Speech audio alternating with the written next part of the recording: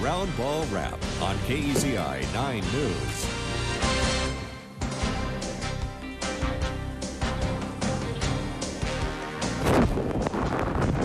Welcome to the Roundball Wrap. I'm Jake Zivin alongside Stephen Nelson.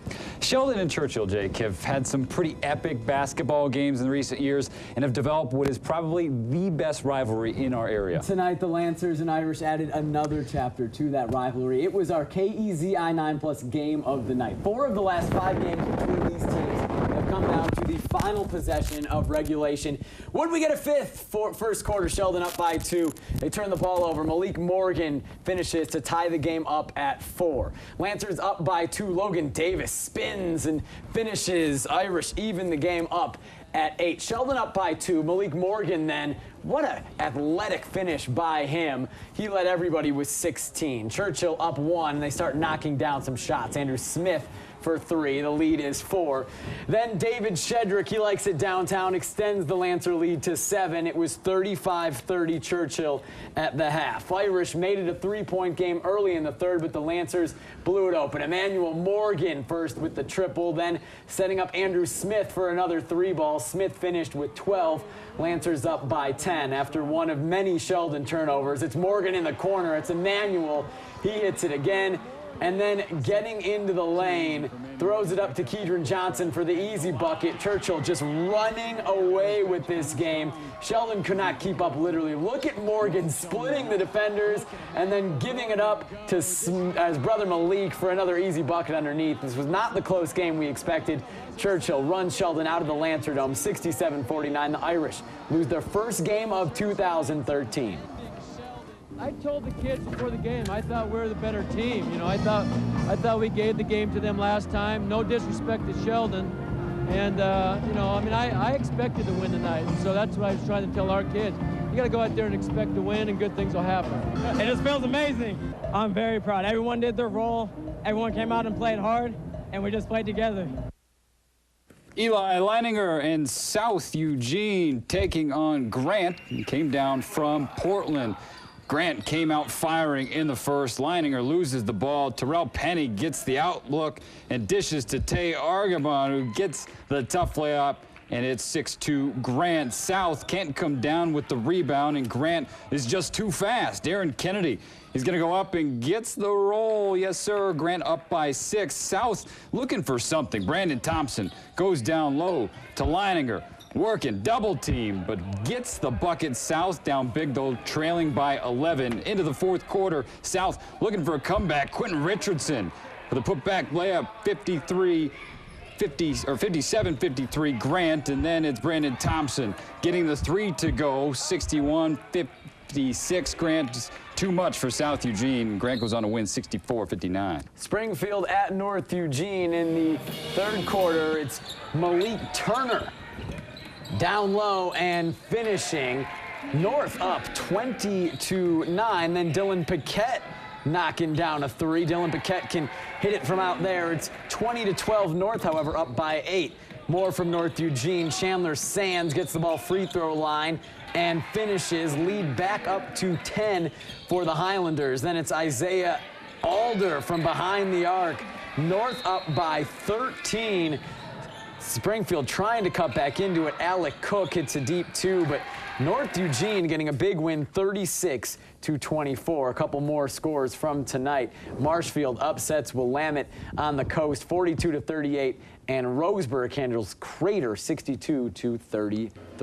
Last night in Midwestern League play, Thurston playing at Marist. Thurston up 2 after 3. Mac Hudson taking over the crossover in the finish. Oh, nice. Game tied at 38. More Hudson blows past his man, spins, and finishes with the right hand. Marist goes up by 1, 40-39, but Thurston turns it on in transition. Brendan Quinn, no, but the Colts get the rebound and get it out to Caleb Wilson in the corner for 3. Yes, Colts lead 44-40. Then Wilson shakes his man, blows right by, and finishes. Thurston is up 6.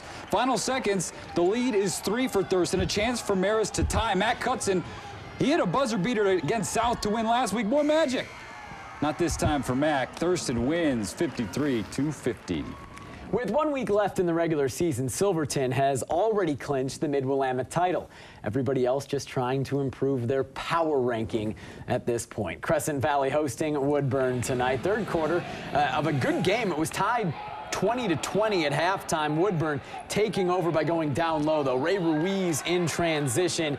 That's Michelle Equina with the layup. Woodburn up by 4. Still in the third, it's Zach Husko to the rim himself. Woodburn up by 6. Crescent Valley hanging in there, though. Jared Baumgartner in transition. Down low to Ricardo Gonzalez. Cuts the lead to 3. Woodburn still up, and they don't stop passing the ball around. Ruiz will get it to Dmitry Chermanov, who lays it in. It's now a 7-point Woodburn lead. And then in the fourth quarter, Zach Husko inside and then outside Andre Roca for 3. It was all Woodburn in the second half. Woodburn wins 53-39. Elsewhere in the Mid-Willamette League, Lebanon beats South Albany and West Albany beats Dallas. Silverton, the undefeated in conference. Silverton Foxes beat Corvallis last night. Moving over to the girls, Springfield's Mercedes Russell got quite an honor yesterday, becoming the first ever boy or girl from our area to be named a McDonald's All-American. Mercedes and the Millers also played last night. We'll get to those highlights in just a moment. But we're going to start with action from tonight. Willamette hosting Marshfield. Willamette's Lexi Bando to Kalani Cass, who will take care of the rest. Wolverines open the scoring. Then more Willamette. Sammy Osborne from the wing. Let's it fly. 4-3. Tongue-tied there. Willamette up by 3. Lexi Bando. If you don't know the name, learn it quick. But I don't advise leaving her open for 3 because she'll take it like she did there. Willamette goes up by 4. Bando doesn't just ball on offense. She could play some D as well. Steals the ball, drives. She's a lefty, but the right hand works just fine. Wolverines go up by 6. Bando now pushing the ball up the floor for Willamette. Finds Autumn Baumgartner in the corner for 3. Got it. 16-5. Willamette Wolverines roll to another win. 59-30 actually just got that score in. Senior night at South hosting Grant. It was a doubleheader in the Purple Pit. Taylor Scott uses the backboard. Grant's first 2 points of the night. South with the ball now, and they're good ball movement. Quickly moving the ball around the 3-point line. Nicola Moore hits the 3, ties the game up at 6. Grant now with the basketball, but it's stolen by South. Moore ahead to Hallie Meyer, who will lay it in. That gives South a 2-point lead. Then another Grant turnover right into Meyer's hands. Gets a little shaky at half court, but eventually it's Moore who finishes after her own miss. South girls take it 51-42 over Grant. One more Midwestern game tonight. Thurston beats Marist 47-44, just the second win in the Midwestern Hybrid League this season for the Colts. Mercedes Russell named a McDonald's All-American yesterday. Miller's hosting South Eugene. First quarter, Russell finding Danae Swart out for underneath for 2. Springfield up 3. North Eugene forces a turnover. Bailey Garber in transition. Nice and easy. Springfield's lead is still 3. Then Layla Pedoan in the corner for 3. Got it. Miller's starting to pull away. Later, it's Russell going to get a rebound off a Nikki Duncan miss. I think there's a slight height advantage in there. Springfield blows out North Eugene 70-21, the final. Going for that double-double when she's named the McDonald's All-American. Also last night, Churchill boys taking in a game over at Sheldon, the girls' version of this rivalry. Lancers and Irish first quarter. Churchill keeping it close. Yeah, Ashley Land, very nice crossover. She's taking that to Vanguard University next year. Ties the game up. More from Land. She was the only Irish offense early pull-up jumper. Churchill leads by 2. The Irish are favored big time in this game. Lancers in transition. Hannah Montgomery hits a 3.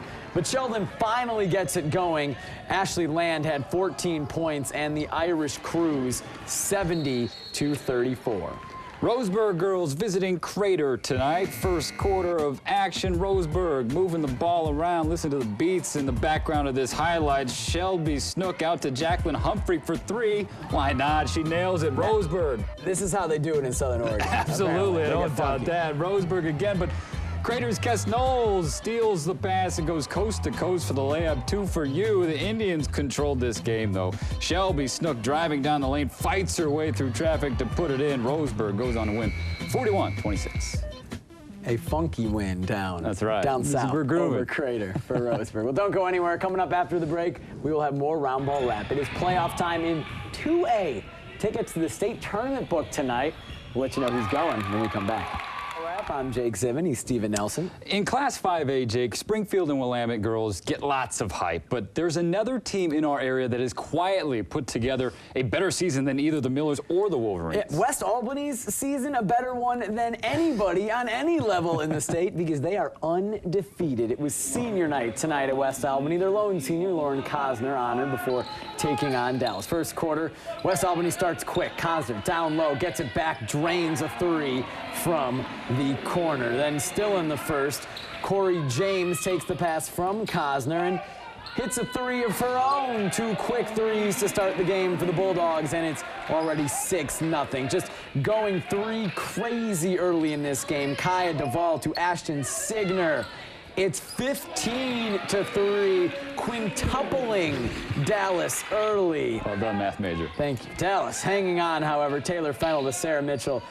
She cuts that 12-point lead to 9.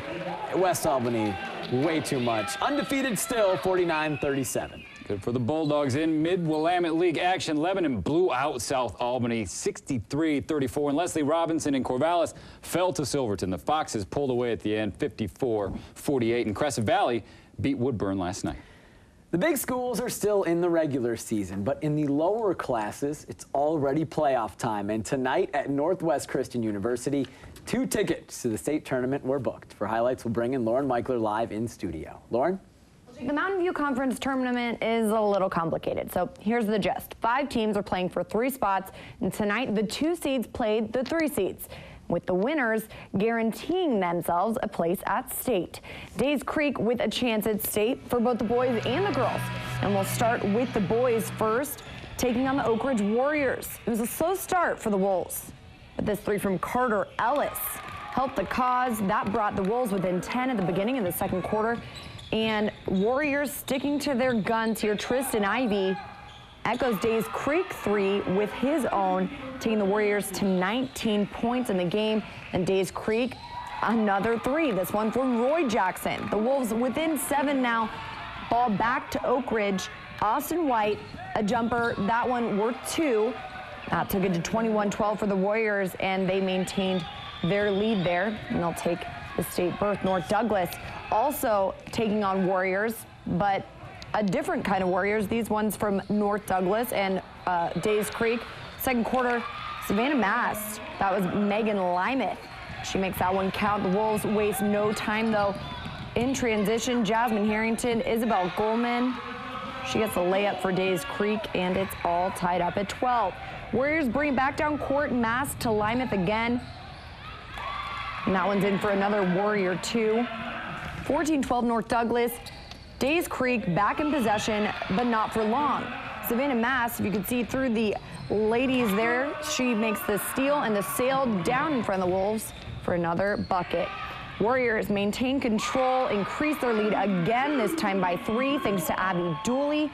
And the Warriors clinch a berth at state as well with a big win over Days Creek, 45-22 for the ladies there. So 2 seeds prevail in a 2-8 tonight. North Douglas girls and Oak Ridge boys snag a seed at state alongside number 1 seed Oakland. Both Days Creek teams will still have a chance to win tomorrow if they want to join the Oakland and the Warriors.